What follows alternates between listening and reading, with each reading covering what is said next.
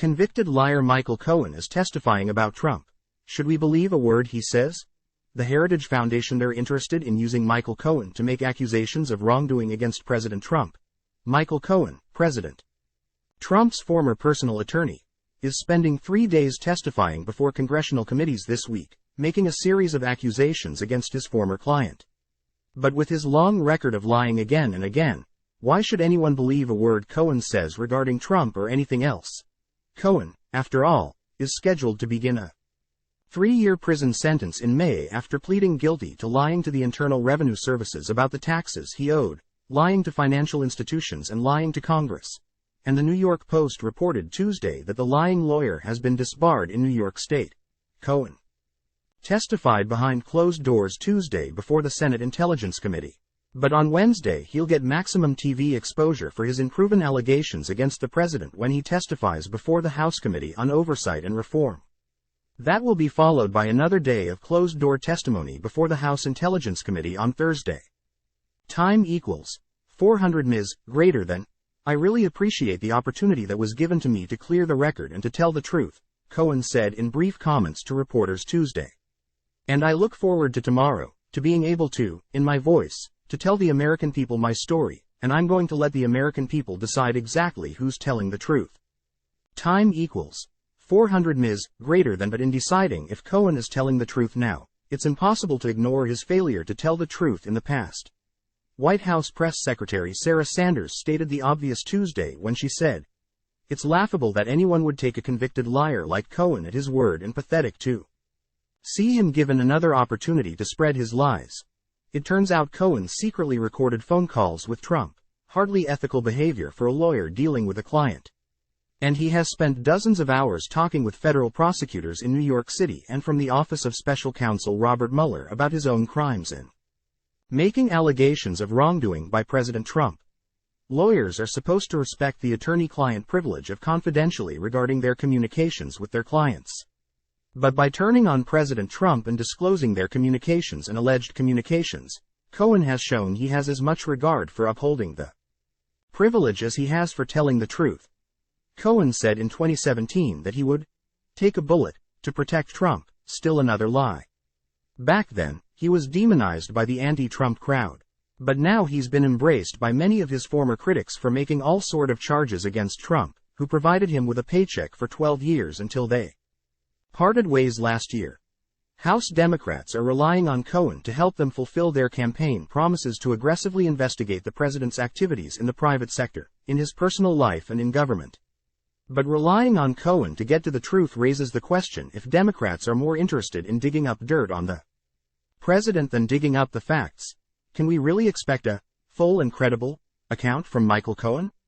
Or will his testimony be just another piece in what acting U.S. Attorney Robert Khuzami of the Southern District of New York called Cohen's pattern of deception, designed to make himself look good and to shift blame for his misdeeds onto the president?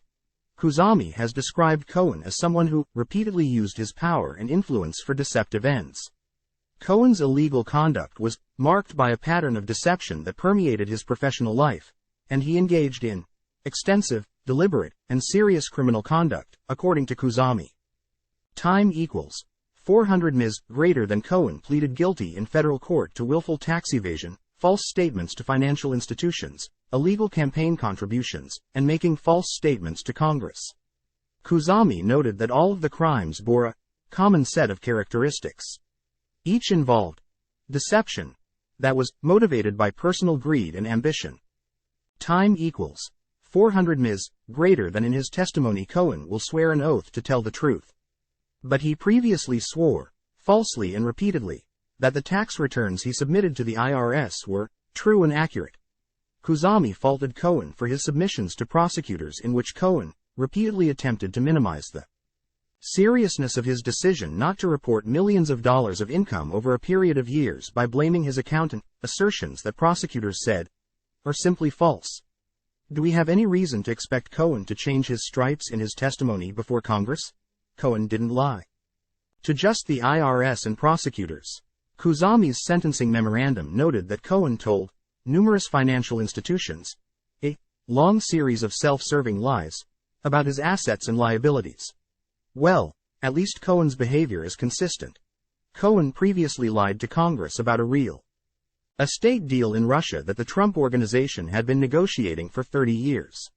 Nothing about the deal itself was unlawful, but Cohen's ham-handed lies seemed intended to minimize the fact that he was still discussing this deal during the first half of 2016. Now that the House Oversight Committee is run by Democrats, Cohen has every incentive to shift the blame for this potentially embarrassing deal to President Trump. He probably has little fear that Democrats will want to see him prosecuted for misrepresenting what happened, as long as his testimony advances the narrative that Donald Trump is guilty of something. This is because congressional Democrats aren't really interested in Michael Cohen. They're interested in using Michael Cohen to make accusations of wrongdoing against President Trump.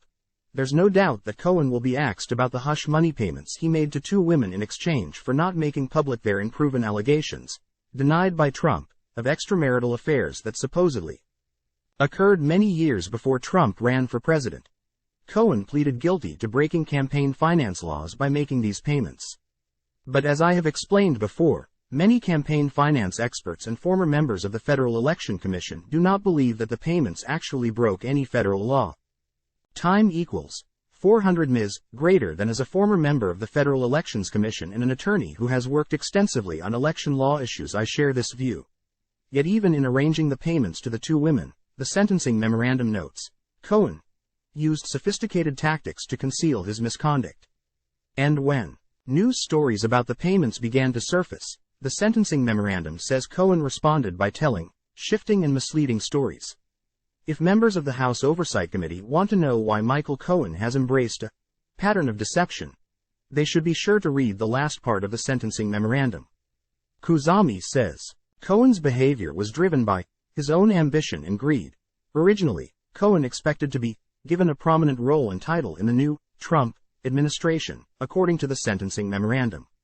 When that didn't materialize, he successfully convinced numerous major corporations to retain him as a consultant who could provide unique insights about and access to the new administration. That turned out to be a lie as well. Kuzami notes that although Cohen made more than $4 million as a consultant, he provided little or no real services. The sentencing memorandum adds this kicker. Cohen undertook similar acts of deception in his private life. Kuzami summed it up this way. Cohen's consciousness of wrongdoing is fleeting. His remorse is minimal, and his instinct to blame others is strong. And now we are about to see Cohen on national television, so millions of Americans can hear him attack the President of the United States. Cohen has zero credibility. Anything he says, under oath or in casual conversation, should be treated with extreme skepticism, at best.